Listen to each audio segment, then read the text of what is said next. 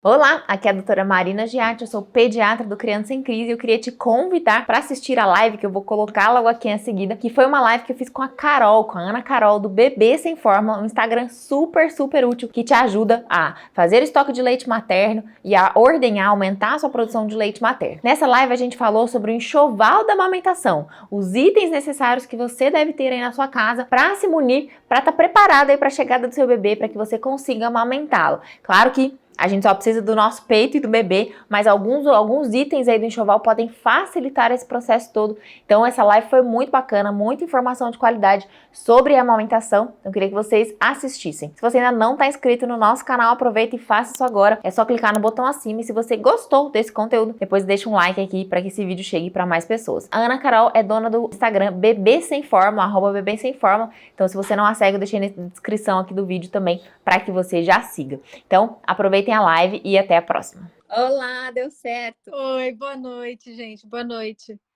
Tudo bem, Ana? Como estão aí, você e o baby? Tudo ótimo, né? Ainda aqui enjoada, mas sobrevivendo. Entendi, você tá no comecinho ainda, né? Nossa, eu abençoadamente não tive nada de enjoo, foi super tranquilo aqui. Claro que outros desafios virão, né? Não dá para cuspir para cima, porque eu tenho certeza que eu vou passar por mais coisas, mas Sei que a próxima fase para mim é azia, então eu tenho que escolher ou enjoo ou azia. Então eu tô curtindo cada fase. deixa, depois passa e a gente sente falta, né? Mesmo das fases ruins da gestação. Sim, sim. Ana, muito obrigada por ter aceito meu convite aqui. A gente fala bastante sobre a amamentação aqui, mas você é uma super expert e quis te chamar para justamente conversar com as mães que estão, né? Eu estou preparando meu enxoval agora, comecei também a fazer umas coisas e as mães sempre perguntam: o que eu preciso fazer? O que eu preciso fazer para me preparar? E aí eu resolvi fazer essa live porque acho que muita gente tem dúvida em relação ao enxoval da amamentação. Será que eu preciso comprar um monte de apetrecho? Será que a amamentação é natural ou não? Então, eu queria pedir que você se apresentasse para quem não te conhece, para quem não segue, Bebê Sem Fórmula, corre lá para seguir também. E vamos falar um pouquinho sobre você e sobre o que você tem para oferecer para essas mães que estão no exército da Elsa aí de amamentação. E vamos falar um pouquinho sobre o enxoval, que eu acho que é tão importante, né? Obrigada, Maia. Eu fico muito feliz com o convite. Esse é um assunto que eu não falei ainda muito no meu perfil, né? Meu perfil, eu abri para falar sobre congelamento de leite materno. Então, a minha experiência com a amamentação foi com meu filho, tem quase 3 anos, o Lucas, e eu amamentei ele até 1 ano e meio. Mas, além disso, eu preparei um grande estoque de leite para ele. Então, fiz 1 ano e meio de extrações no trabalho, em casa, montando um estoque para ele, porque eu sempre achava que ele ia desmamar a qualquer momento, E isso me deu muita experiência. Foram 1 ano e meio extraindo leite, congelando, aprendendo, fazendo cursos em fóruns, grupos de mães. E eu comecei a ajudar minhas amigas. Minhas amigas começaram a falar para outras amigas. E aí eu acabei abrindo o meu Instagram na pandemia, né? Vai fazer 1 ano em maio que eu abri meu Instagram para falar sobre isso. E esse assunto acabou puxando outros assuntos de amamentação, de aumento de produção, rotina de ordenha, porque a amamentação é algo muito conversado no Brasil, né? Existem diversos perfis que ajudam as mães a passar pela amamentação, mas o aleitamento é um assunto pouquíssimo falado. Aqui nos Estados Unidos, que é onde eu moro, para quem não sabe, eu moro em Los Angeles há 8 anos, e aqui o aleitamento, extração de leite, é algo muito comum, muito difundido, né? Então já tem melhores práticas, as mães já sabem como fazer, e no Brasil é um assunto ainda que está caminhando. Né? Então eu comecei a falar para minhas amigas e elas falaram: abre seu Instagram, que você precisa falar. Eu também quero voltar ao trabalho. As mães que voltam ao trabalho no Brasil tradicionalmente já são induzidas a darem fórmulas para bebês. E eu acho que a fórmula eu não sou contra a fórmula, apesar do nome do meu Instagram ser Bebê Sem Fórmula, eu jamais vou ser contra a fórmula, porque a fórmula, ela em muitos casos salva a vida, mas eu sempre vi a fórmula como um plano C. Né? Então, eu acho que o aleitamento, você aumentar a sua produção, fazer extração, montar um estoque, voltar ao trabalho, todas essas são opções muito válidas antes de você pensar na fórmula. Né? Então, sobre isso que eu falo. E o enxoval de quem amamenta e de quem aleita, ele pode ser um pouquinho diferente. Sim. Inclusive, assim, acho que eu falei sobre isso recentemente aqui. As pessoas têm dúvidas até do que é aleitar, né?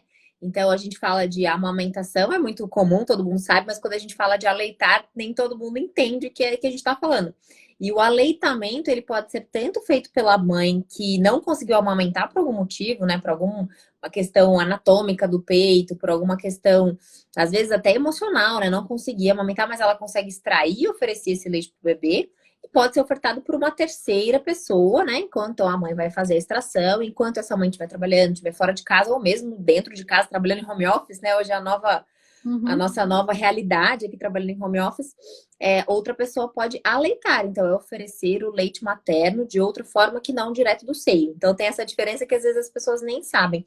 E a gente tem que lembrar que os benefícios do leite materno, com exceção talvez do vínculo mãe-bebê, continuam exatamente os mesmos, né? Quando a gente aleita.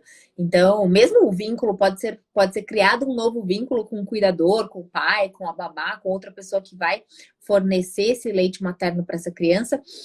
E acho que só tem benefícios, né? Só tem benefícios. A gente tem uma super economia de dinheiro, a gente tem uma super boom de imunidade para essa criança que vai ser aleitada. Fora todos os outros benefícios do leite materno, que se a gente ficar falando, a gente vai falar só sobre isso, né? Então é muito o foco aqui da nossa live. Mas eu trouxe aqui algumas coisinhas para mostrar para as mães, mas queria que você falasse um pouquinho da sua experiência em relação ao enxoval, o que você acha que é fundamental a gente ter. Acho que tem várias opções, né? Quando a gente fala de enxoval, eu sempre penso, bomba de extração. Será que é só isso, né? Será que é a única coisa que a gente precisa ter uma bomba de extração? Acho que não, né, Ana? Não, tem mais coisas, assim. Primeiro, é importante falar que, é o que eu sempre repito também, que antes de você pensar em qualquer coisa, informação. Né? Eu costumo falar que a informação, além de ser o item mais importante do seu enxoval, ele é o mais barato também. Então, se você tiver a informação, você vai, além de economizar dinheiro com o enxoval mesmo, mas você quebra muito menos a cabeça, né? Você vai se preparar melhor. É importante você saber quais são os seus medos. Você tem medo de não amamentar? Você tem medo de dor? Você tem alguma condição física, né, que pode ser que te dê uma dificuldade maior? Vai atrás de informação, de pessoas profissionais que possam te ajudar a passar esses obstáculos. Então, assim, antes de tudo, procure informação, né? E depois, o enxoval, ele nunca é o mesmo para todas as mães, porque a rotina, a realidade, né? A realidade da família, ela é diferente e as condições mesmo das famílias são diferentes. A gente chegou até aqui, a humanidade chegou até aqui sem nada de apetrechos, né? Nossas mães, nossos avós. Então, assim, nem tudo é necessário. Porém, muitas coisas vêm facilitar demais a vida, né? A gente agora a mãe está inserida no mercado de trabalho, às vezes a mãe quer um pouco mais de liberdade para se ausentar. Então, todos esses apetrechos, a bomba de extração, o coletor, vem ajudar algumas realidades. Então, assim, quando você me pergunta, a gente precisa de uma bomba de extração? Eu sempre respondo, não sei, depende da sua realidade. Na minha realidade, que era uma mãe que sabia que ia voltar ao trabalho, que eu queria fazer um estoque de leite, que eu ia ter uma rotina no trabalho, de extrair no trabalho e trazer para casa, na minha rotina uma bomba fazia sentido. Né? Então, assim, em que momentos em que realidades a bomba ela é necessária? Você vai voltar ao trabalho? Você vai conseguir extrair no trabalho? É se pensar. E aí, quanto mais tecnológica, né, por exemplo, uma bomba elétrica dupla, quanto mais facilidade, mais conforto para a mãe, mais fácil ela vai ter essa rotina e menor é a chance dela desistir de fazer, né? Então, você pode fazer uma ordenha com a mão. E existem muitas mães que preferem fazer assim. Mas se adaptam com a bomba, né? Não se adaptam com a bomba e preferem fazer com a mão, acham mais confortável, mais prático. Mas ela pode ser um pouco mais cansativa, né? Então, você imaginando, no trabalho eu fazia de 3 a 4 extrações. Então, eu precisava de uma coisa mais rápida, dupla. Então, dependia da minha realidade. Todas as mães precisam disso? Talvez não, né? Então, se você quer só montar um estoque, fazer uma extração por dia, às vezes até uma bomba manual. Eu tenho a bomba manual. Eu fui lá buscar meu enxoval, tá tudo guardado. Vai buscar tudo lá. Então, talvez até uma própria bomba manual, que é dessa daqui, te ajuda uma extração por dia, já consegue, né, facilitar para você, fazer com a bomba manual. Então, é importante você pensar, será que eu preciso? Qual que é o seu objetivo com a sua rotina de extração? Se você tem, por exemplo... Você já imagina que você vai se um bebê prematuro, por exemplo, que tem uma possibilidade já de ir para uma UTI, ou se você vai ter múltiplos, né? Então, são casos que você já tem um sinal. Provavelmente eu vou cair numa rotina de extração, vou precisar aumentar. Diabetes, né, Ana? Um diabetes gestacional, diabetes tipo 1 também é uma condição, até estava falando sobre isso com uma paciente agora, ela teve diagnóstico de diabetes gestacional, ela está gestante, então às vezes na maternidade a gente consegue fazer algumas extrações para evitar a introdução de fórmula precoce. Então às vezes a bomba já é um item que talvez dá para se considerar de colocar no enxoval já de cara, né? Exatamente. E aí, que tipo de bomba, né? As bombas elétricas duplas, elas são mais caras. As bombas mais manuais, elas são mais baratas. Então, depende da sua rotina. Ah, não, uma vez por dia eu consigo fazer o meu estoque. Uma bomba manual vai te resolver. Ah, quando eu estiver fora do meu bebê vai ficar em casa uma vez ou outra, uma bomba manual pode te ajudar perfeitamente. Se vai voltar ao trabalho, se você tem uma rotina de extração frequente, ou então você bateu numa baixa produção de leite, esse investimento vale a pena numa bomba elétrica, porque vai impedir você de desistir. Todas as mães se adaptam com todas as bombas? Não. Também é uma caixinha de surpresa. É lógico que as bombas mais famosas, as que têm mais flexibilidade no tamanho do funil, elas têm uma tecnologia melhor, é mais fácil as mães se adaptarem. Mas existem muitas mães que, né, pagaram fortunas em bombas que também não se adaptaram. Não tem como saber.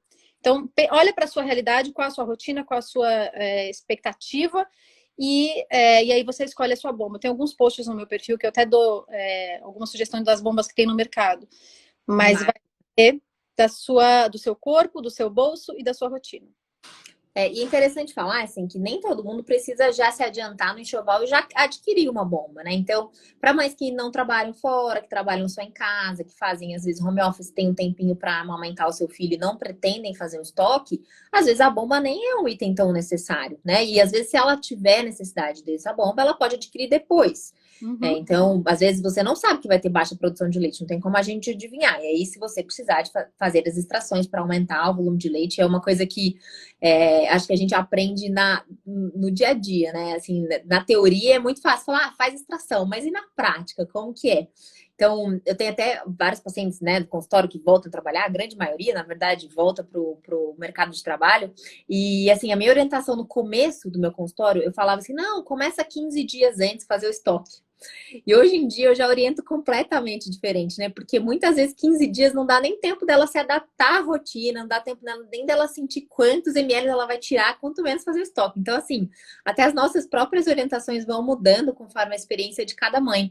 E hoje em dia eu já oriento como se você pretende voltar ao trabalho, já oriento começar as extrações logo no primeiro, segundo mês, depois que você já tem uma alimentação bem estabelecida, já começar a fazer as rotinas de extrações, até porque a gente tenha a possibilidade de congelar por mais tempo, né? Se a gente fosse seguir as normas brasileiras, a gente usaria esse leite apenas por 15 dias, e a gente sabe que é uma crueldade com as mães terem que fazer um estoque de 15 dias e jogar o leite fora. Então, até a Ana tem e-book, tem curso que ensina como fazer o congelamento correto, mas a gente já sabe que tendo as normas de segurança, né, tendo a temperatura adequada do freezer, tendo a higiene necessária para fazer o congelamento, fazendo a esterilização dos frascos ou usando os saquinhos de armazenamento de forma correta, a gente pode usar por mais tempo, né? Por Academia Americana, 6 meses, Academia Europeia, até 1 ano de leite materno. Então, isso facilita muito com que a gente consiga aleitar os nossos filhos. Então, para quem, por exemplo, como eu, pretendo, não sei como vai ser, né? Mas pretendo voltar para o consultório com 2, 3 meses do bebê, se tudo correr bem, se o Léo for colaborativo comigo aqui, com certeza eu já vou começar essa rotina de ordenha já desde o comecinho. Não sei se nos primeiros 15 dias até eu me adaptar, mas logo depois eu já vou precisar começar a fazer um estoque, né? Então, acho que essa questão de avaliar a sua realidade aí é muito importante para você saber quais itens você deve investir dinheiro ou não, né? Mas um item que eu acho que vale a pena para qualquer mãe que quer amamentar, né, é a raca. É a raca. Eu falo raca, mas é coletor de silicone. Coletor de silicone, Tem várias marcas, né? Isso aqui, além de ser barato, né, ele tem um custo ok, perto de uma bomba elétrica, e perto de todos aqueles itens do enxoval inúteis, né? É um custo que cabe no orçamento de um enxoval. Essa é a raca original, né? Que era a minha, mas hoje no mercado eu trouxe do Brasil até, que eu queria conhecer. Essa é a Danube.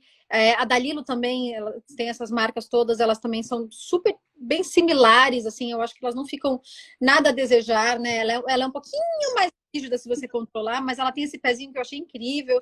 Então, não se apeguem tanto a marcas, assim. O coletor, ele é algo que logo nos primeiros, né, dias da sua pojadura, você já começa a usar, né? Então, você coloca ele para coletar excesso de leite.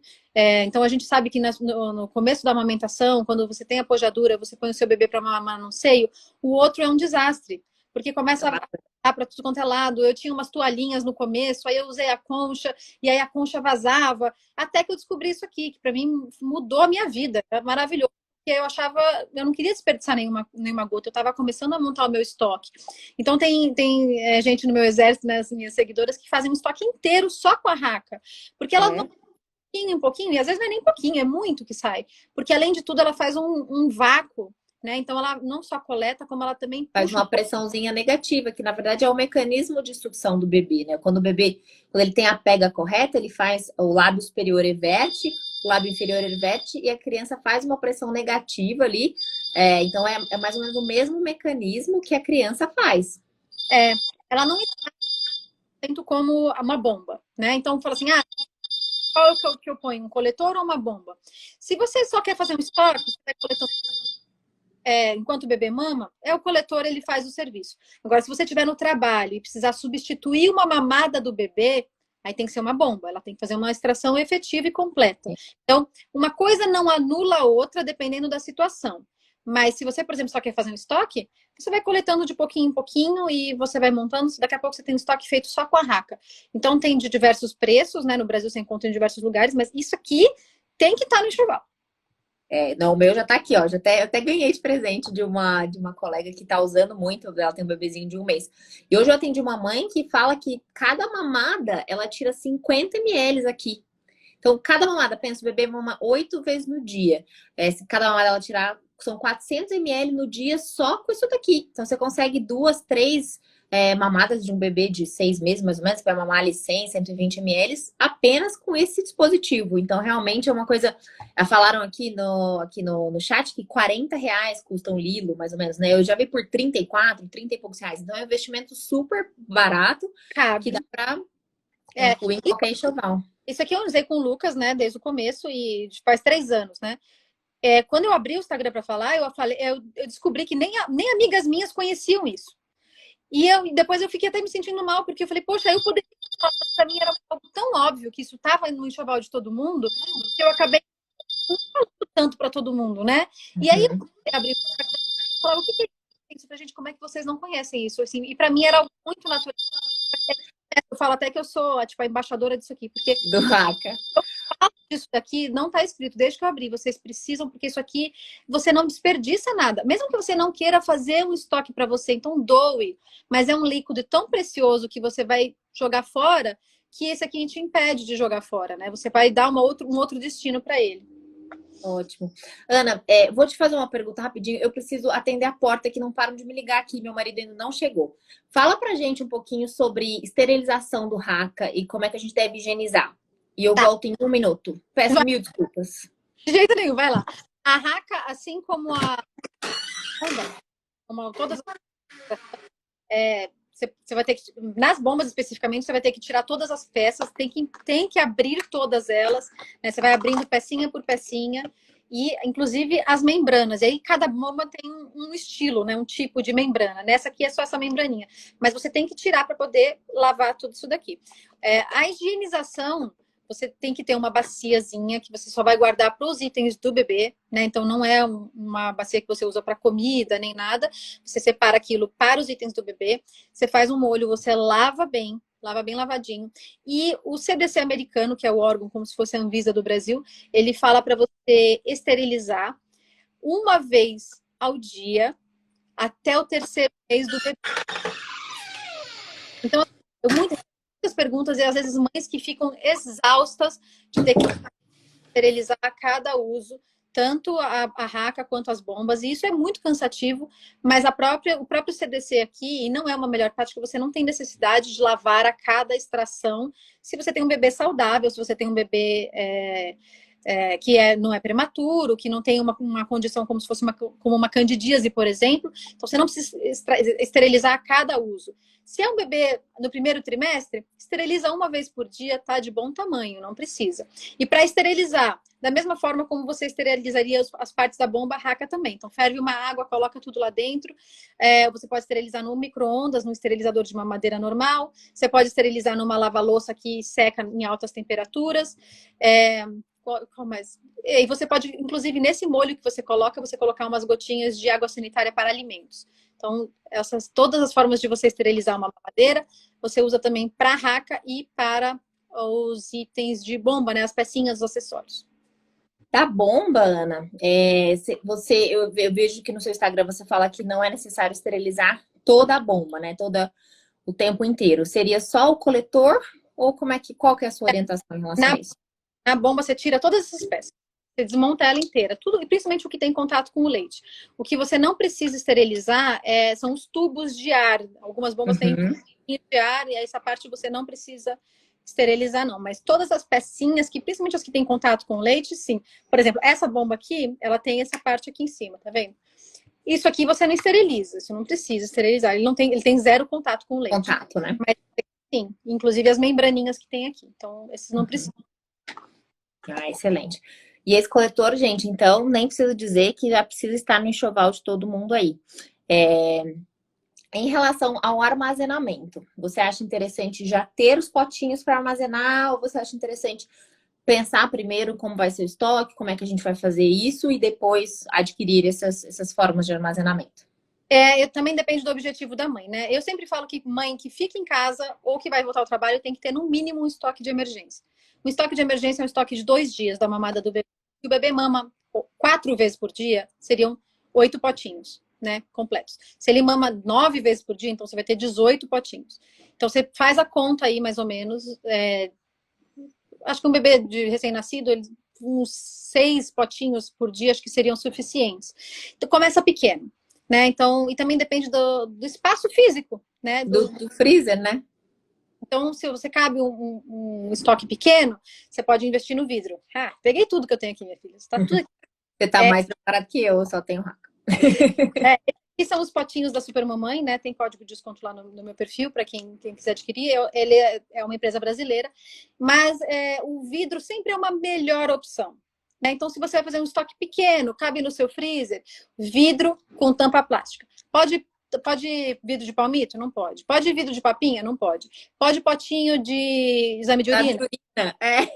Eu vi esses dias no seu Instagram. Eu falei, meu Deus, não. Não complica. É muito simples. Vidro, plástico, né? Tem que ser comprado para isso? Não necessariamente. Pode ser um vidro de café, de Nescafé, aquele café. Tem alguns vidros de maionese também que são assim. Então, aí você pega esse vidro, esteriliza o primeiro uso, né? E aí você vai esterilizar a cada vez que você for usar. Né? Então, você esteriliza e aí você pode congelar, né, num potinho de alimento normal. Tem gente até que congela em vidro de leite de coco, que também tem uma tampa plástica e é de vidro, mas tem que esterilizar.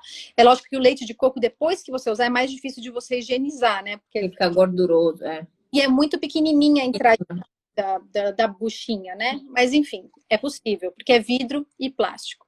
Aí tem a opção dos saquinhos, para quando você não tem espaço no freezer, né? Então, você tem um freezer pequeno, ou você vai fazer um estoque muito grande, que foi o meu caso, eu optei pelos saquinhos. Então, assim, pro enxoval, é legal já de cara você ter uma quantidade pequena. Monta o seu estoque mínimo, vai estar lá, na sua ausência, se precisar. Vai ter um leitinho lá guardado para um bebê. Acho que vem 25 saquinhos desse aqui num potinho, no pacotinho. E os potinhos você pode comprar, né? Eles que tem uma dúzia, 12, e você já começa assim. E aí você vai completando e vai comprando mais. E, gente, esse estoque de emergência é muito importante, né? Porque eu acho que pouca gente pensa sobre isso. Mas, assim, um bebê que está em aleitamento materno exclusivo, ele depende exclusivamente da mãe para sobreviver, né? E pode ser que esse bebê não aceite a fórmula de cara, caso aconteça uma super emergência, né? Essa mãe pode sofrer um acidente, Deus me livre, mas ela pode precisar ir no médico, precisar sair, enfim. É claro que, né, a gente treina o bebê, ele não vai morrer de fome, mas às vezes demora um tempinho para ele se adaptar a uma nova forma de se alimentar. É o que você sempre fala no seu Instagram, né? Não queira que o bebê aprenda a usar o copinho de um dia para noite. Ele aprendeu a mamar só no peito até o momento. Então, é muito importante a gente ter esse estoque de emergência. Eu não fazia ideia do quanto isso era importante, mas se acontece qualquer coisa com essa mãe, essa criança precisa ser alimentada. Nem Muito. que seja por pouco período, né? Até que ela se adapte ao novo método, mas é muito importante para qualquer mãe que está seguindo aqui, que está ouvindo essa live, que tem esse estoque de emergência. Então, perguntando em relação à quantidade. Essa quantidade é muito variável.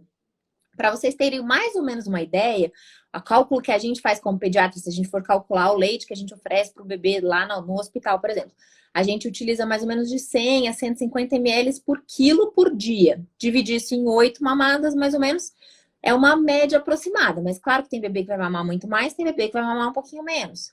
Um recém-nascido vai mamar 30, 60 ml, um bebê de 3 meses vai mamar ali uns 90, 120 ml, um bebê maior um pouco mais. O cálculo que a gente usa é mais ou menos assim, quanto o bebê mama, deixando um restinho, né? Normalmente a gente sempre orienta assim, deixou um restinho, quer dizer que ele está satisfeito. Então, em relação à quantidade, vai depender muito de cada bebê. Mas é uma conta aí para vocês aproximarem mais ou menos em relação ao número, a quantidade de ml que vocês vão ter que guardar em cada potinho. E vocês podem descongelar na geladeira, que também nem é muito objetivo da gente falar aqui de congelar, descongelar, mas enfim, descongelar na geladeira e usar esse leite ao longo do tempo, desde que ele, em 24 horas, desde que ele não tenha contato com a boca, com a saliva do bebê, né? Esse leite pode ser aproveitado, você não precisa descongelar e usar todo aquele leite imediatamente, né? Numa estimativa aqui da minha cabeça, de 100 a 120, principalmente nos primeiros meses do bebê, acho que você consegue estar Uma média legal, né? E é importante você ter 1 ou 2 potinhos ali com 50, sabe assim? O bebê ainda ficou com um pouquinho de fome, aí você não precisa descongelar um inteiro. Um inteiro. Então é bom você ter uns potinhos com uma quantidade mais flexível. Às vezes até nem completou, você fala, esse aqui eu não vou completar, não, deixa assim mesmo. Então, agora, como armazenar, como completar, tem muita informação lá no meu feed, tem um e-book se você não tiver paciência de maratona.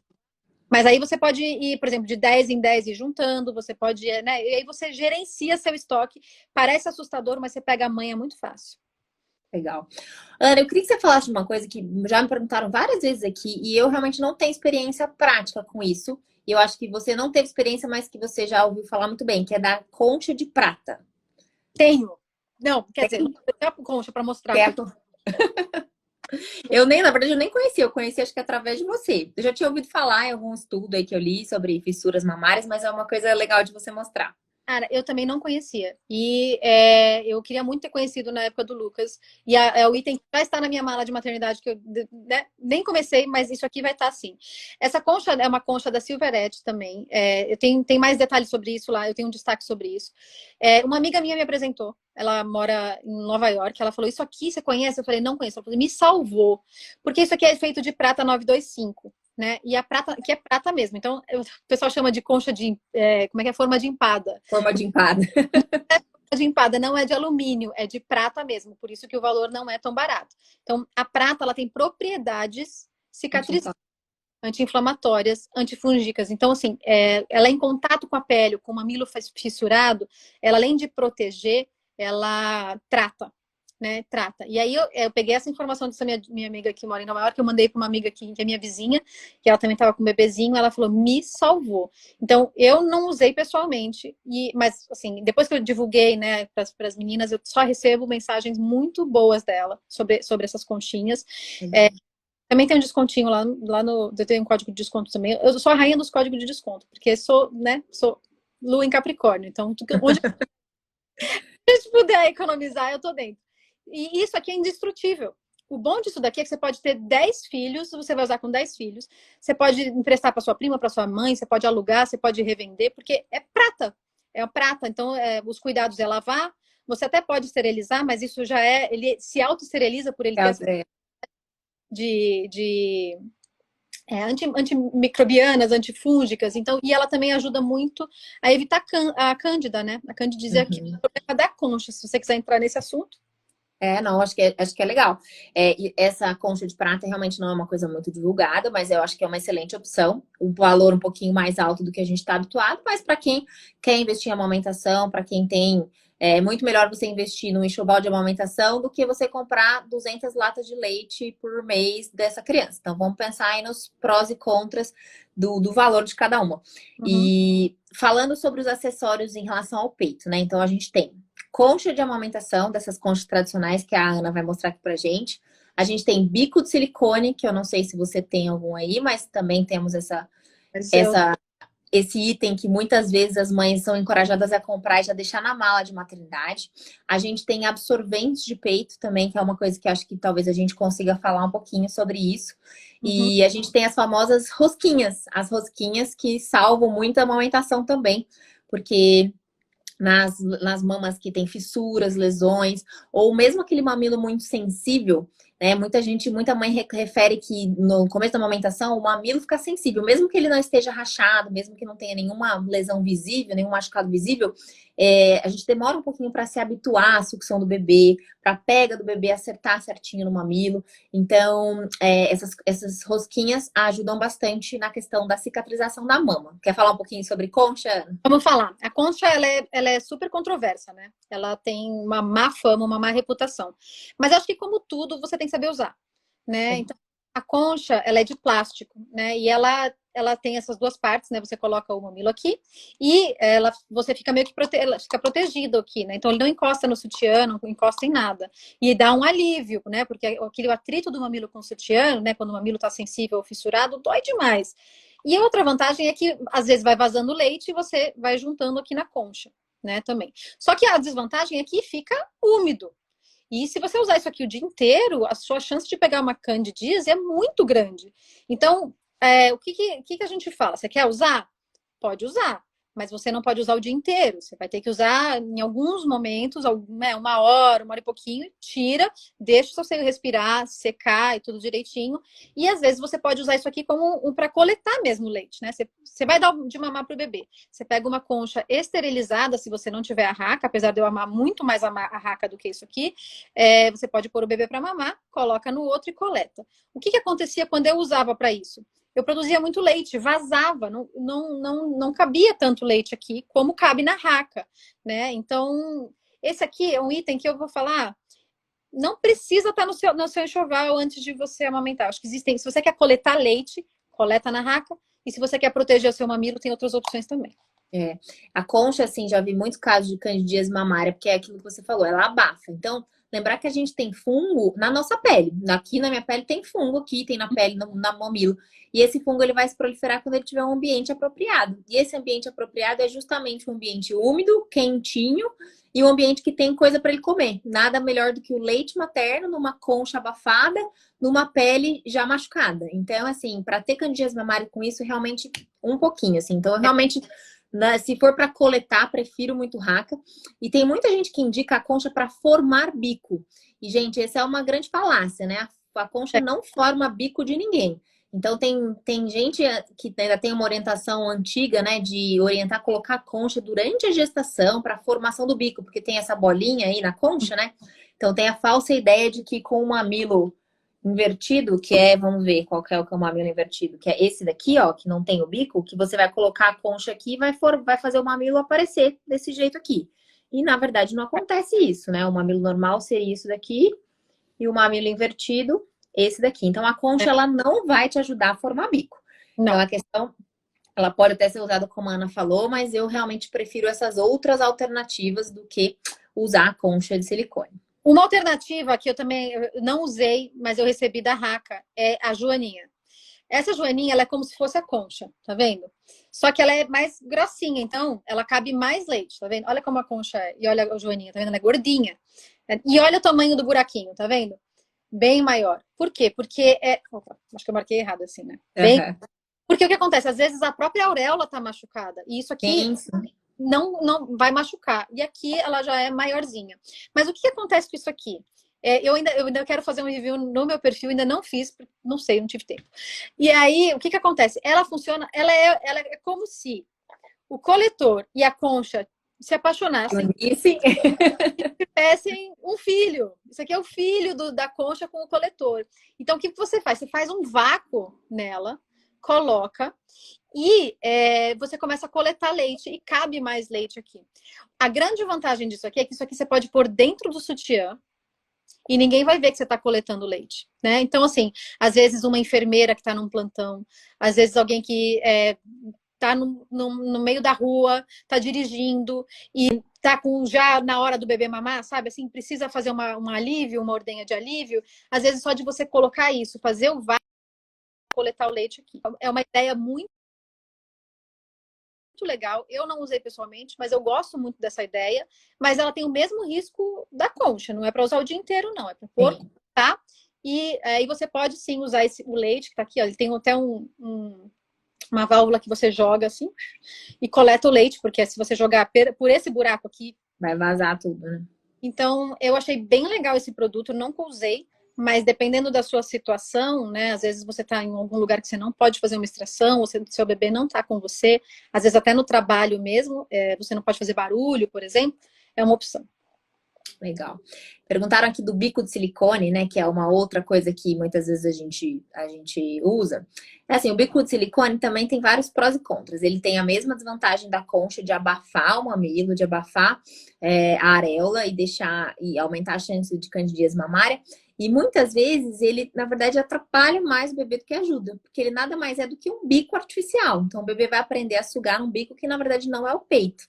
E às vezes a extração desse leite não é tão efetiva, porque a criança não consegue abocanhar toda a parte da areola. Na verdade, ela não precisa abocanhar a areola inteira, isso vai depender muito do tamanho da areola. Tem mães que têm areolas gigantescas, que nem se um adulto mamasse conseguiria abocanhar tudo. Mas quanto maior a área da areola que essa mãe abocanhar, que esse bebê abocanhar, mais efetiva vai ser a extração. Porque se a gente aperta o bico, não sai muito leite. Agora, se a gente faz uma expressão aqui da areola, a gente aperta esses ductos lactíferos, a gente consegue tirar mais leite. Então, a ideia do bico de silicone muitas vezes atrapalha a amamentação, porque essa criança não consegue acessar a areola.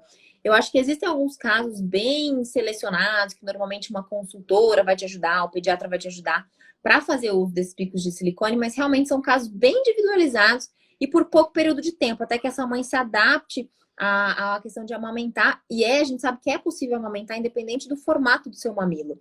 Então, esse bico de silicone, não sei qual é a sua consideração em relação a ele, mas ele também precisa ter esse cuidado. Tem mãe que amamenta o tempo inteiro com bico de silicone, não consegue esvaziar essa mama direito, muito provavelmente por conta desse acessório que não está sendo bem utilizado pelo bebê. Eu acho que o bico de silicone ele é igual a concha. Na grande maioria dos casos, ele não é necessário. E ele é indicado precocemente. Não, eu acho que não é necessário você ter no enxoval, né, antecipadamente, porque existe uma chance de você conseguir amamentar sem ele, e ter ele é uma tentação de você já resolver um problema. Às vezes o bebê precisa de um pouquinho mais de paciência com ele, o bebê conseguir abocanhar, mas é possível você estar com qualquer tipo de bico. Então, se por algum momento, depois de uma avaliação, depois de tentar, o bico de silicone for uma alternativa, você já imediatamente começa a tentar tirar. É assim. Então, você usou agora, começou a usar, o bebê pegou, tá pegando e tal.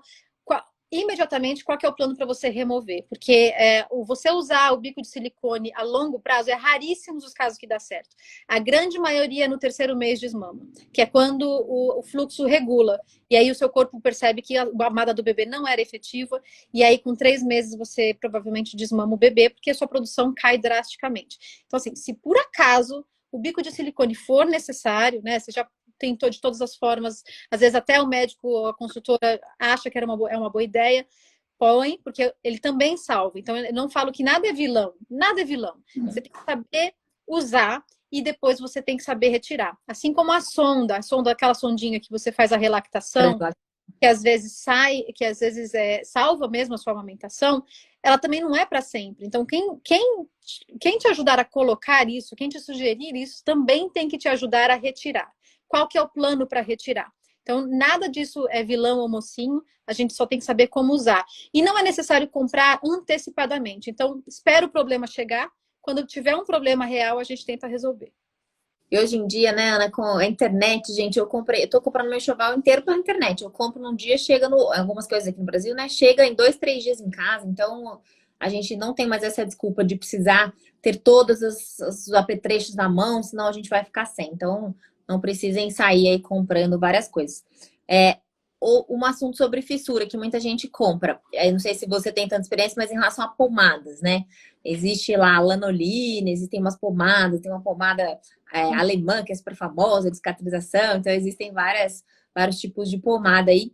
E, no geral, assim, na maior parte das vezes, a gente acaba não indicando o uso da pomada, porque essas pomadas, elas são muito gordurosas, né? Elas são praticamente só feitas de gordura, e elas acabam deixando esse bico um pouco mais escorregadio. Então, o bebê pode, às vezes, ter dificuldade na pega em relação... porque ele fica escorregando ali com o bico. E essas pomadas podem, inclusive, obstruir os ductos e aí provocar uma obstrução de ducto, que é uma coisa super dolorosa que muitas mães enfrentam aí. Então, também é um item que a gente deveria usar como exceção, assim, em alguns casos específicos. Acho que existem outras alternativas para tratar fissuras e lesões mamárias que não essas pomadas como a lanolina, vaselina ou outras pomadas desse tipo. Não sei qual que é a sua posição em relação a isso. Eu acho que é isso mesmo. Eu não comprei, eu ganhei uma amostrinha no hospital, que foi a única vez que eu usei, porque quando o negócio fica feio, né? Usei no hospital, mas eu usei também no dia no hospital, eu não usei mais. O bebê, nos primeiros dias, ele tá aprendendo a mamar também, né? São poucos bebês que já nascem sabendo. Então, existe aí um período de 4 a 6 semanas que ele ainda está aprendendo a mamar. Se ele tiver muita dificuldade de abocanhar, porque está muito, né, oleoso ali, se ele não consegue pegar com firmeza, isso atrapalha esse aprendizado do bebê, de verdade. Então, é aquilo, né? Às vezes ele te ajuda, às vezes ele te atrapalha. Então, se você viver com a pomada no seio, né, no mamilo, pode causar tudo isso que você falou. Então, assim, existem outras formas. O que eu gosto muito é o próprio leite materno. Eu acho que leite materno em fissura, que foi o que eu mais usei. Eu não conhecia as conchinhas de prata ainda, mas foi o que eu mais usei. Então, a cada mamada, mesmo quando ele estava fissurado e quando ele não estava, eu também passava um pouquinho, que era para prevenir, tá?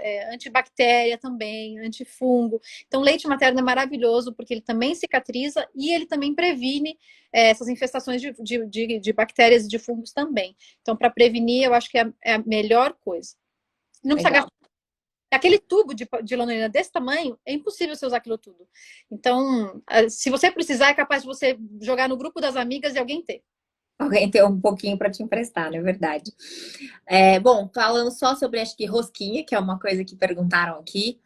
Gosto muito das rosquinhas, acho que é uma alternativa muito bacana para você tanto não ter o atrito, né, que você falou, quando o peito está machucado ou quando está só sensível mesmo, esse contato com o sutiã pode te machucar. Então, essa rosquinha vai prevenir esse contato e vai deixar o ambiente mais arejado do que a concha deixaria, porque não é plástico, né? Fica ali o ar circulando. Então, o processo de cicatrização, inclusive, é acelerado quando a gente usa a rosquinha e não usa a concha, que deixa ali mais abafado e mais úmido e atrapalha a cicatrização.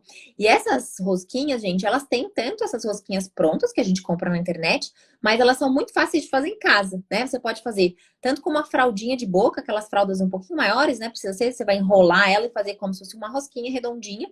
E tem o truque da meia, né? Que talvez você já tenha ouvido falar também. Você pega uma meia limpa, corta o pezinho da meia, enrola e vira uma rosquinha ali, uma coisa redondinha, super prática, super fácil. E aí você vai colocar entre o sutiã e o peito, vai evitar o contato do mamilo com o sutiã. E muitas vezes, quando a gente tem fissura, esse sutiã fica até grudando, tira a casquinha, e aí atrapalha mais a cicatrização, vira aquela bagunça. Então, eu acho que é uma estratégia legal.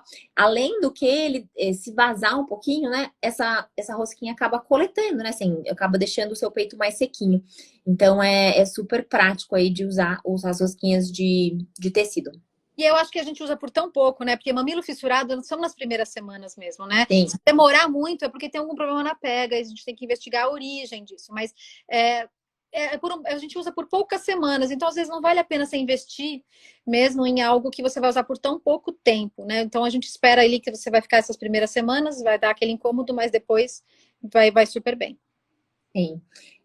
E aí tem um item que eu queria perguntar para você, sua opinião sobre os absorventes de peito. Os absorventes, tanto os de tecido quanto os absorventes de papel. O que você acha sobre eles? É importante, principalmente se a mãe vai voltar ao trabalho, você ainda tá, né, vai ficar um tempo fora, longe do bebê, né? Então tem que ter o cuidado com absorventes, tanto o descartável quanto o de paninho que você lava. Eles são mais, né, ecologicamente, são mais sustentáveis. Os dois são bons, né? Você pode optar por um por outro. O cuidado que você tem que fazer é trocar com frequência. Então, se você voltou ao trabalho, às vezes você voltou com uma licença de 2 meses, 3 meses, 4 meses, ainda tá vazando, isso ajuda bastante. Tem casa também, né? A gente não quer ficar também vazando, né? É desconfortável, mas você tem que trocar com frequência, porque também é úmido. Mas ajuda bastante. Legal. Muito bom. Perguntaram aqui do sol. Você pode até tomar sol, não tem super comprovação científica, mas eu sou bem a favor do sol para tudo. Assim, acho que cicatriza bem. Depois, não antes. Depois, exatamente. Na gravidez não adianta nada, gente, vocês ficarem no sol.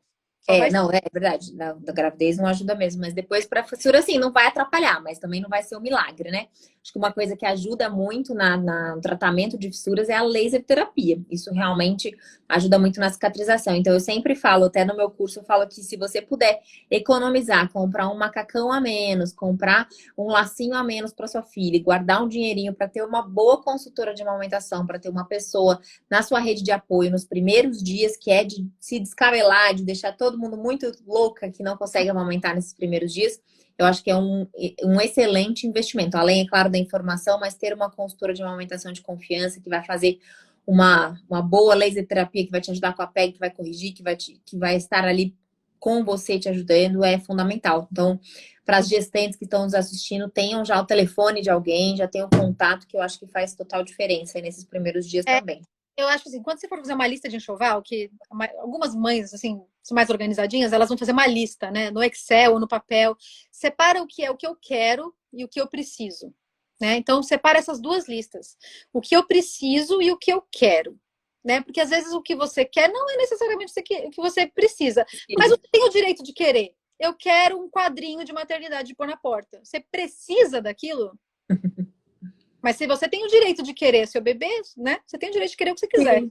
Mas é importante você diferenciar essas coisas, porque você começa a diferenciar os valores também, né? Então, quanto custa uma consultora de amamentação nos primeiros dias que você estiver sofrendo, chorando, com dor? Então, o que você precisa e o que você quer no enxoval. Isso é importante. Outra coisa, tem muitas coisas que você não sabe se você vai realmente precisar ou não, mas não te impede de já pesquisar antecipadamente. Eu fiz uma série de stories há um tempo atrás sobre a minha cadeira de amamentação, que era algo que era um investimento mais alto, e eu não sabia se eu ia precisar. Porque muita gente fala, nunca usei. E tinha um monte de gente que fala, não saio da minha cadeira. E eu não sabia quem eu seria nesse papel. Eu não queria gastar tanto sem saber se eu ia usar ou não. Mas eu deixei já escolhida. Eu já sabia qual que eu queria, onde comprar, quanto custava. Já tinha sentado lá. Já tinha testado. Tinha testado. E aí, quando ele nasceu e eu realmente precisei, o meu marido foi lá buscar. E a mesma coisa é com a consultora. Porque o que acontece? Quando você estiver no meio do vucu-vucu, com seu bebê recém-nascido, você há 5 dias sem dormir, você não quer ir pesquisar quem é a consultora, você não quer ir ver o currículo, você não quer ver se ela é uma pessoa legal, você não quer ir procurar cadeira, você não quer ir procurar bomba, você não quer procurar nada. Então, tudo que você puder fazer na gravidez, em termos de pesquisa, para você já saber, né, quem vai ser essa consultora se você precisar. Cadê essa cadeira? Qual que é a bomba que eu quero? Em que site que eu compro? Porque aí você vai chegar para qualquer pessoa e falar, liga para essa pessoa e vê se ela tem horário para me atender amanhã. Então já tem esse telefone, já faça essa pesquisa, porque consultora não é tudo igual. Não é tudo igual. Então você tem que ter empatia com ela, você tem que gostar da linha de trabalho dela, tem que ser uma pessoa que né, às vezes você tá... que tem que te entender a sua realidade, sem te julgar. E não é todo mundo que é igual. Então, consultora tem que estar na sua lista de enxoval, pelo menos o contato dela. Ótimo. Ana, alguns outros itens que eu acho que são importantes a gente falar. Almofada de amamentação. Qual que você usou muito? Como é que foi? Muito, muito, muito, muito, muito. Mas é um daqueles itens que eu também comprei depois. Né? Eu sabia qual que eu queria, mas eu não tinha comprado. Só que na primeira noite que eu vi que eu não tinha posição para amamentar, que eu já estava com 6 travesseiros, que um caía para lá, um caía para cá, não sei o que, na segunda noite a almofada estava aqui. Porque eu não sabia, e tem muita gente que não usa mesmo. Mas eu usei muito, assim, até os primeiros 4 meses, mais ou menos, eu usei bastante, sim, ajudou bem. para as madrugadas afora aí, acho que faz diferença até para nossa coluna, né? Porque senão a gente fica amamentando tudo meio torto. E isso faz com que a gente acorde um pouquinho mais disposta no dia seguinte, ou não acorde, só mantenha ali a noite que não foi dormida, né? Mas acho que sim. Na caixinha de perguntas, né? Então tem dois pontos aqui, que é sobre o sutiã, se é melhor o sutiã ou o top, e sobre os dispositivos de oferta. Não sei se legal. Não, acho que perguntaram aqui também dos dispositivos de oferta, ótimo. Tá. O sutiã é escolha pessoal, gente. Vocês vão ter que experimentar e ver o que vocês gostam. Eu não gostava daquele aquele coisinha aqui que abria e tirava. Eu gostava do top, que você só puxa assim, põe o peito fora e põe de volta. Para mim era mais prático, né? Eu vi alguns dessas fivelinhas, eu usei algumas vezes, mas não era o que eu mais gostava. Mas isso é pessoal. Vocês vão ter que testar e ver qual que vocês mais gostam. O importante é que eles sejam bem confortáveis, que não apertem, né? Que não apertem muito, porque isso pode causar um ducto entupido, né? Um engurgitamento. Então, tem que ser bem confortável, bem solto. E você tem que ter aí uns 3, 4, dependendo de como você lava, como é que é o tempo na sua casa, se seca bem ou não. Tem que ter uma quantidade porque suja, porque molha. E então tem que pensar nisso aí também. Eu gostava dos tops, né? Que é um top que ele é meio transpassadinho assim, né? Na frente. E você só puxa de lado daqui, puxa de lado para lá, do que esse solta aqui. O sutiã de amamentação tem aqueles dois tipos, né? Tem aquele que tem aquele triangulinho, que você abre e fica um triangulinho assim, fica só o mamilo de fora, só o areola, assim, o mamilo. Esses, assim, eu já vi bastante relato de mães no consultório que falam que aquilo incomoda. E às vezes o bebê realmente não consegue pegar de forma adequada, dependendo do tamanho da sua areola, dependendo do tamanho do triângulo. Então, dê uma calculada mais ou menos nisso aí, porque às vezes é um sutiã super bonito, super chique, mas que não é prático, né? Porque você tira, aí você tem que ficar puxando, ajeitando o peito ali pra dar de mamar. E tem alguns sutiãs que eles têm tipo uma capinha mesmo, né? Então fica o peito todo exposto. Então esses eu acho até um pouquinho mais prático, até mais parecido com o top do que esse que fica só o triangulinho ali na região do bico. Então também tem essas diferenças aí de marca, mas acho que o que você falou é fundamental. Esteja confortável, gente, nessa hora. Não precisa ser bege, pode ser branquinho, pretinho, pode ser rosinha, né? Para você se sentir um pouco menos no puerpério. Mas conforto é super importante. Tamanhos maiores, tá? Tem que comprar um tamanhozinho maior, porque o peito cresce.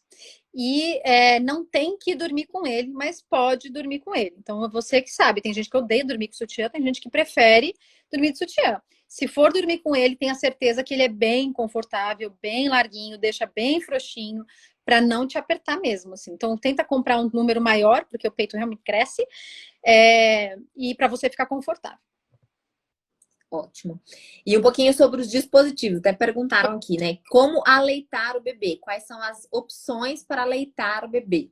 Eu vou começar falando dela, da mamadeira.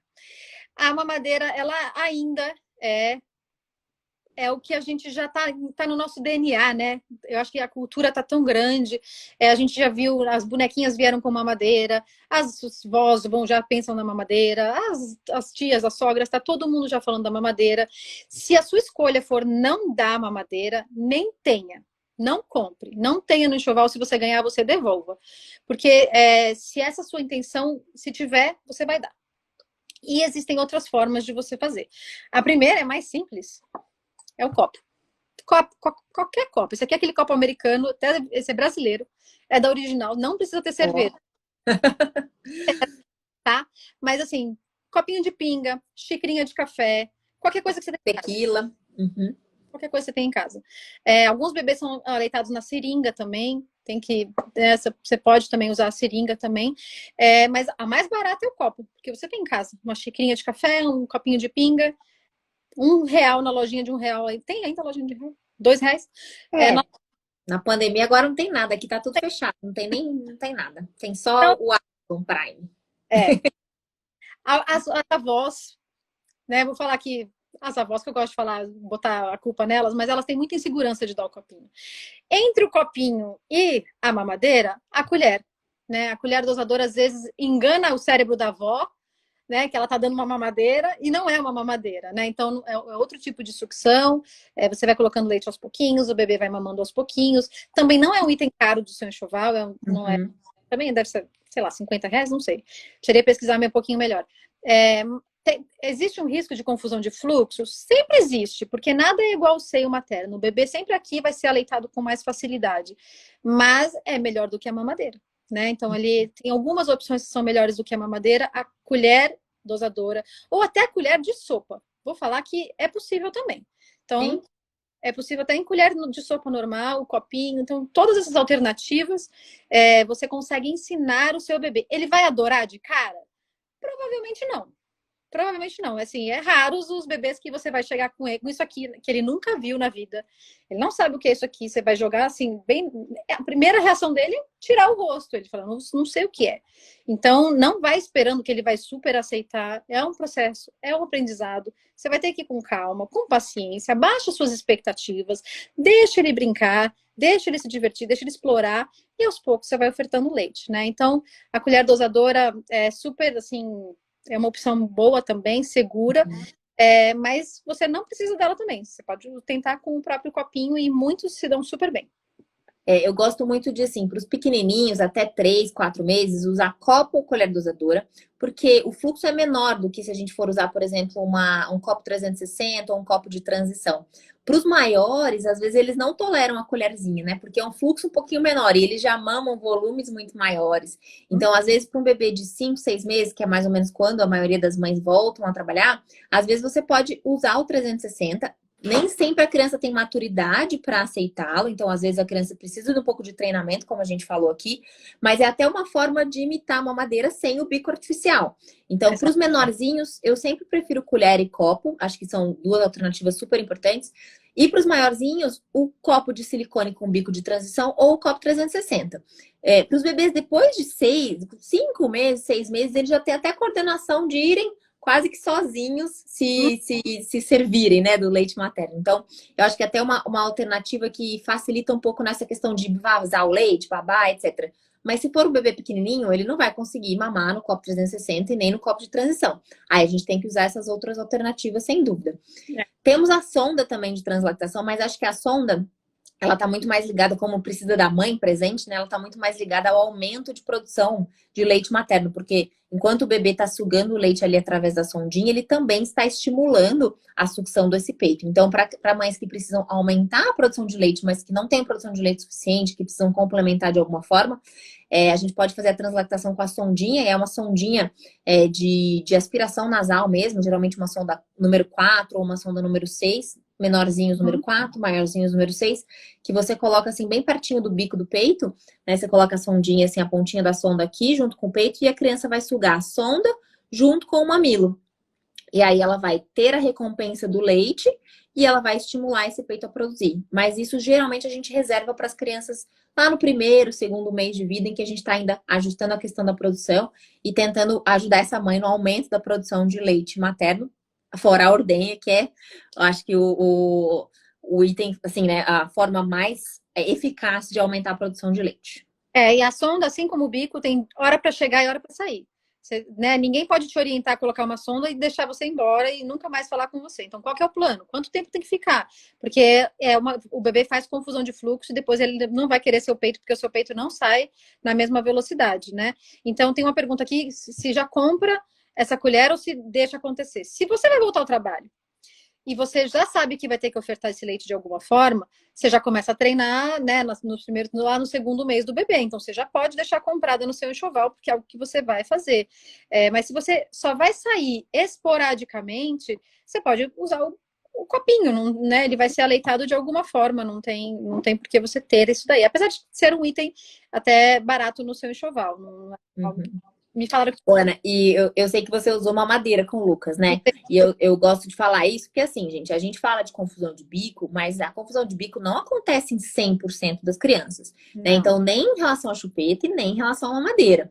Então, assim, não se martirizem se essas alternativas todas não derem certo, mesmo você tendo tentado várias vezes, porque tentar uma vez só não vale, precisa insistir um pouquinho mais, mas assim, nem todo bebê que mama mamadeira vai ter confusão de bico. Muitos bebês aleitam na mamadeira e depois, quando a mãe tá em casa, preferem o peito. O bebê também gosta muito de mamar no peito, né? Ele nasceu para isso, ele nasceu sugando. Então, não tô incentivando ninguém a usar mamadeira, mas em vários casos, né, presenciados, enfim, a Ana é um próprio exemplo disso, essa criança consegue mamar a mamadeira quando a mãe tá ausente, mamar o peito. Não é, pelo menos não é nunca a minha primeira escolha. Eu sempre tento essas outras alternativas antes. Mas muitas vezes o cuidador que tá com a criança está inseguro, muitas vezes o cuidador não tem essa disponibilidade de tempo, ou enfim, por N motivos não quer oferecer o copo, a colher, enfim. Então, às vezes, a única forma é usar a mamadeira. E aí, o que a gente pode fazer para minimizar? A gente pode usar a livre demanda nos momentos que a mãe está em casa, caprichar no final de semana e botar essa criança no peito, mesmo que no começo ele solte um pouco, tenha um pouquinho mais de dificuldade. Então, é claro que sempre a gente corre risco, a vida é feita de correr riscos, a gente tem que botar na balança e ver o que vale a pena pra gente, mas não vamos também condenar a mamadeira, porque também salva muitos aleitamentos. E se você mantiver leite materno dentro da mamadeira, é 1000 vezes melhor do que fórmula dentro da mamadeira. Então, a gente tem graduações aí. E também, se não tiver leite, a fórmula vai ser alternativa. Mas a gente está tentando dar todas as possibilidades aí para vocês. É verdade, não, e assim, quando eu decidi, né, dar a mamadeira, porque o Lucas ia para creche, ele ia ser cuidado pelas avós, então foi a nossa decisão como família de dar a mamadeira. Só que eu tinha informação, então a todos os pequenos sinais que ele dava, eu conseguia agir.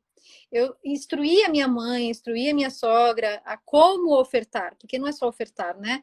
Então você tem que tomar cuidado com aquela avó que quer cortar o bico, né, da mamadeira. Ele tá fazendo muito esforço, ele quase não consegue mamar, vou cortar o bico. Então tem algumas coisas que é possível fazer e sempre fiquei muito menor.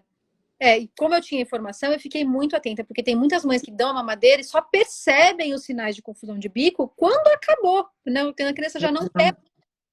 Então, é importante você ter a informação e quando você tomar essa decisão, você saber o que está fazendo, né? Então, eu sou a favor de informar sempre a mãe, sem julgamento nenhum, mas que ela saiba o que está fazendo. Então, é a mesma coisa, o bico de silicone, a sonda, a mamadeira, a concha, essas coisas você tem que saber como usar, para que usar e quando tirar. Né? Então, você tem que saber, começou a dar confusão de bicos, começou a recusar o seio, tem que tirar. Então, você tem que saber ter essas informações para você navegar com isso. De novo, a primeira frase que a gente começou a live falando, a informação é um item obrigatório e barato do seu enxoval. Não sei nem quanto custa, mas é barato. Tem de graça no seu Instagram, tem de graça no meu. Tem um monte de outras pessoas que trabalham, até que a Mariel falou que ela é fone consultora de amamentação. Então, tem muita informação na internet. Claro que você tem que saber filtrar aí onde buscar essa informação. Mas tem muita gente disposta a ensinar. Hoje em dia, acho que nunca antes estivemos numa fase como essa, né? Em que as pessoas dão informação de graça. Ajudam as pessoas de forma espontânea. Então, é uma era que a gente, claro, precisa filtrar, saber filtrar, mas a gente tem acesso à informação de grande qualidade. Ana, queria te agradecer muito, já estamos 9 horas aí, não sei se dá tempo de a gente responder umas perguntinhas. E para ver meu arsenal aqui, que eu esqueci de falar, eu acho que a gente falou de tudo. Falou de tudo. Eu vou responder essa última da Natália aqui. Também, que eu não falei. Fala. Então, tá. Você voltar se você for voltar ao trabalho, se você vai transportar leite, você precisa ter uma térmica. Ah, legal, ótimo, é verdade. Você guardar leite. Muito bom. E tem aqueles packzinhos de gelo que você pode colocar dentro para te ajudar a conservar. Cadê? Eu vou mostrar aqui. E aí eu já falei, esse aqui é o último, eu falo, esse aqui vem assim, vem um pack. Nossa, esse é chiquérrimo. Muito bom. Eu acho que eu preciso procurar esse aí, que eu acho que eu não tenho, mas eu certamente vou precisar. Vou responder só a última pergunta aqui, ó. Chupeta. Chupeta causa confusão de bico? Sem dúvida. Na verdade, a chupeta, muito mais que a mamadeira, porque a chupeta a criança usa mais tempo, né? A mamadeira é só quando tá mamando. A chupeta, às vezes a criança fica o dia inteiro com a chupeta na boca. Não é obrigatório causar confusão de bico. A gente tem uma estatística aí de 30%, 40% das crianças que fazem confusão de bico com bicos artificiais.